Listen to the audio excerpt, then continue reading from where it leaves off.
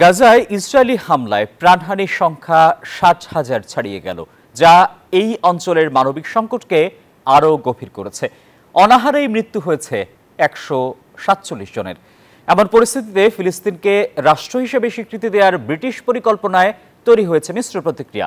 ফ্রান্সের সমর্থন থাকলেও ইসরায়েল ও যুক্তরাষ্ট্রের পক্ষ থেকে এসেছে কড়া সমালোচনা।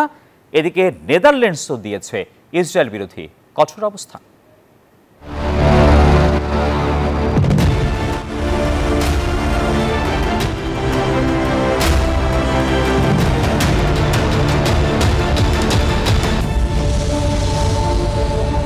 গাজার বাতাসে এখন শুধুই বারুদের গন্ধ আর দীর্ঘশ্বাস। ২০২৩ সালের অক্টোবর থেকে প্রতিদিন গড়ে ৯০টির বেশি লাশ গুনছে বিশ্ব, যা প্রতি ৩৬ জনের মধ্যে একজনের জীবন কেড়ে নেয়ার নির্মম পরিসংখ্যান।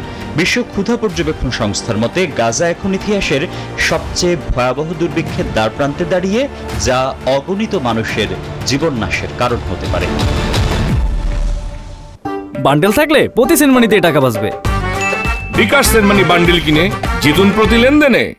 এই ভয়াবহ মানবিক সংকটের মধ্যেই ব্রিটিশ প্রধানমন্ত্রী কিয়ার স্টারমার ঘোষণা দিয়েছেন, ইসরায়েল নির্দিষ্ট শর্ত না মানলে আগামী সেপ্টেম্বরে ফিলিস্তিনকে রাষ্ট্র হিসেবে স্বীকৃতি দেবে যুক্তরাজ্য। ব্রিটিশ এই সিদ্ধান্তকে স্বাগত জানিয়ে ফ্রান্স বলেছে, এই পদক্ষেপ মধ্যপ্রাচ্যে শান্তি ফেরাবে। এদিকে দুজন ইসরায়েলি মন্ত্রীর উপর ভ্রমণ নিষেধাজ্ঞা জারি করেছে নেদারল্যান্ডস। তবে ব্রিটিশ পরিকল্পনাকে হামাসের সন্ত্রাসবাদের পুরস্কার বলে আখ্যা দিয়েছেন ইসরায়েলি প্রধানমন্ত্রী বেনিয়ামিন নেতানিয়াহু। যুক্তরাষ্ট্র এই পদক্ষেপের সমালোচনা করে বলেছে, এটি হামাসকে আরো উৎসাহিত করবে এবং যুদ্ধকে দীর্ঘায়িত করবে।